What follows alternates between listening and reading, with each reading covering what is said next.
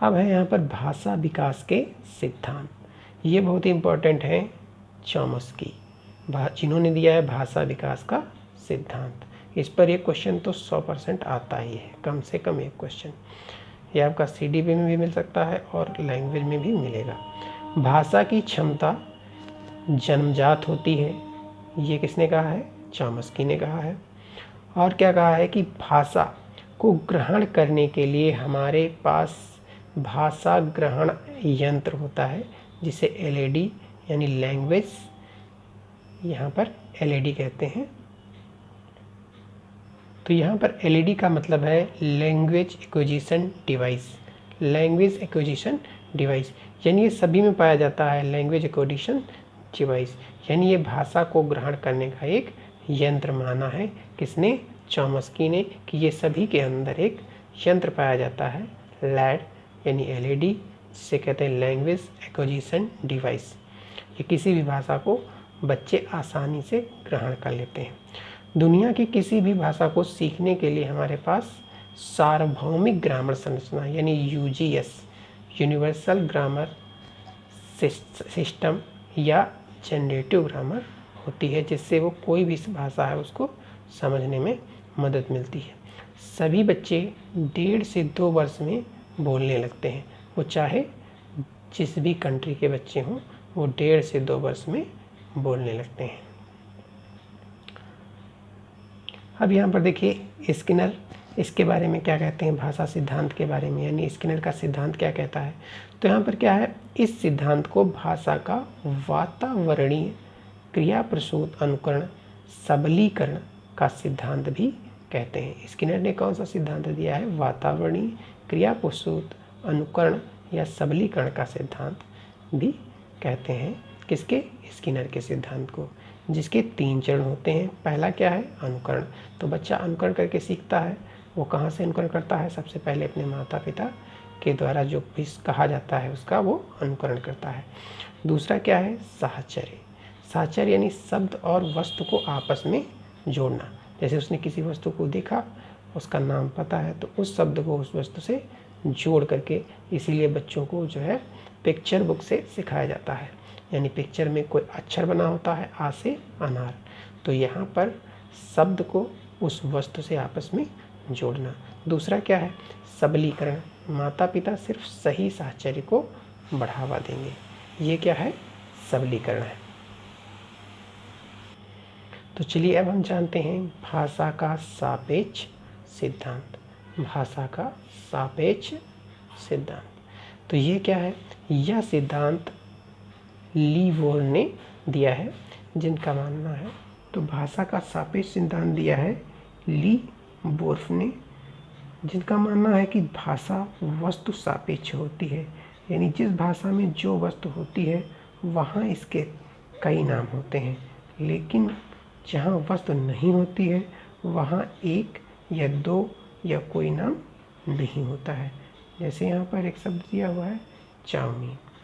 अब हम देखते हैं भाषा का परिपक्वता का सिद्धांत। यह सिद्धांत विज्ञान की श्रेणी में आता है, जिसका मानना है कि भाषा विकास तभी संभव है जबकि बालक के भाषा प्रयोग में शामिल अंगों जैसे वाक्य यंत्र आदि परिपक्व हो जाते हैं।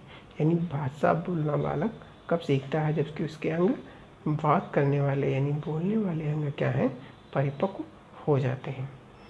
तो चलिए एक और टॉपिक, सृजनात्मक विकास। तो बच्चे का जो सृजनात्मक विकास है वो क्या होता है, इसको समझते हैं। और ये एक ऐसा टॉपिक है जो भी बहुत ही महत्वपूर्ण है। तो कोई नई वस्तु बनाना या नया विचार देना क्या कहलाता है? सृजनात्मकता कहलाता है। इसकी परिभाषाएं क्रो ने क्या दी है? सृजनात्मकता मौलिक परिमाणों को व्यक्त करने की एक मानसिक क्रिया है। और जेम्स डुअर क्या कहते हैं? सृजनशीलता वह मानवीय योग्यता है जिससे नवीन रचना या नवीन विचार का क्या होता है? जन्म होता है। सृजनात्मकता एक मौलिक क्रिया है जो किसी प्रकार के कार्य में हो सकती है। डीहान और हेविंगहर्स्ट ने सृजनशीलता को क्या कहा है, वह विशेषता बताया है जो किसी नवीन या वांछित वस्तु के उत्पादन की ओर क्या होती है, प्रवृत्त होती है। यह नवीन वस्तु संपूर्ण समाज के लिए क्या होनी चाहिए, नवीन हो, और न उसके लिए हो तो उस व्यक्ति के लिए जरूर ही नवीन होनी चाहिए जिससे कि उसे प्रस्तुत किया है। जो व्यक्ति उसको प्रस्तुत कर रहा है उसके लिए तो नवीन होती ही है। कोल और ब्रूस क्या कहते हैं, सृजनशीलता मौलिक उत्पाद के रूप में मानव मस्तिष्क को समझने, व्यक्त करने तथा सराहना करने योग्य वह क्रिया है। अब समझते हैं कि भाषा के अंतर्गत जो सृजनात्मकता है वो क्या है, इसके तत्व क्या हैं। जो भाषा के लिए जो सृजनात्मकता है उसमें क्या तत्व होने चाहिए। पहली चीज़ है धारा प्रवाह होना चाहिए, भाषा में लचीलापन होना चाहिए, मौलिकता होनी चाहिए और विस्तारण या व्याख्या भी होनी चाहिए। अब जान लेते हैं सृजनात्मकता के चरण। तो सृजनात्मक के चरण कौन से हैं, ये किसने दिए हैं। तो यहाँ पर जो ग्राहम वॉल्स हैं उन्होंने दिया है सृजनात्मकता के चरण। ग्राहम वॉल्स ने सृजनात्मकता के निम्नलिखित 4 चरण दिए हैं। पहला चरण है आयोजन या तैयारी, दूसरा है उद्भवन या सुप्तावस्था, तीसरा है उद्भाषण या प्रकाशन, और चौथा है आपका सत्यापन या मूल्यांकन। तो इनका चरण भी पूछ सकता है और ये इनका क्रम भी पूछ सकता है। तो अगर वीडियो आप लोगों को पसंद आ रहा हो तो लाइक कर दें और चैनल को सब्सक्राइब कर लें, जैसे इसी तरीके की वीडियोस आपको मिलती रहे। चलिए जान लेते हैं सृजनात्मकता के स्तर कौन कौन से हैं। तो टेलर जो थे, टेलर ने सृजनात्मकता के निम्नलिखित 5 स्तर बताए हैं। पहला है अभिव्यक्तात्मक सृजनात्मकता, दूसरा है उत्पादक सृजनात्मकता, तीसरा है अन्वेषणात्मक सृजनात्मकता, चौथा है नवाचारी सृजनात्मकता और पांचवा है आपका उदयात्मक सृजनात्मकता। तो ये क्वेश्चन बन सकता है कि सृजनात्मकता के कितने स्तर हैं या इसमें से कौन कौन से सृजनात्मकता के स्तर हो सकते हैं। अब जान लेते हैं सृजनात्मकता के प्रमुख सिद्धांत। तो सृजनात्मकता के प्रमुख सिद्धांत हैं, तो सृजनात्मकता के प्रमुख सिद्धांत जान लेते हैं। तो सृजनात्मकता के प्रमुख सिद्धांत, सूझ का सिद्धांत। सूझ का सिद्धांत ये किसने दिया है, ये दिया है गेस्टवाल्डियों द्वारा दिया गया है, गेस्टवाल्ड के द्वारा दिया गया है। सृजनात्मकता क्या होती है, इन्होंने बताया कि सृजनात्मकता अचानक आती है। मस्तिष्क गोलार्ध सिद्धांत, इस सिद्धांत के अनुसार सृजनात्मकता व्यक्तियों के दाएं गोलार्ध में प्रबल होती है जबकि तार्किक व्यक्तियों में बायां गोलार्ध प्रबल होता है। जान लेते हैं इसके कुछ इम्पॉर्टेंट पॉइंट कौन कौन से हैं जो कि बहुत ही महत्वपूर्ण है। टॉरेंस ने सृजनात्मक बालकों के,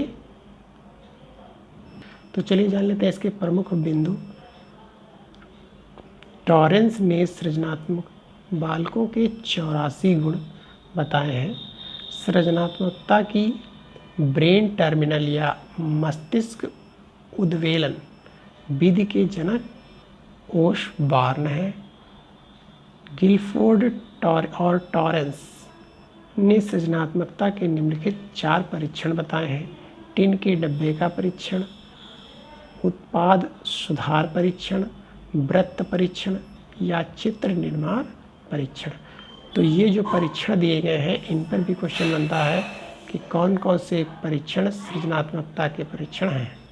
इसके अलावा भारत के बीके पासी तथा बाकर मेहंदी ने सृजनात्मकता के क्रमशः 6 और 4 परीक्षण बताए हैं।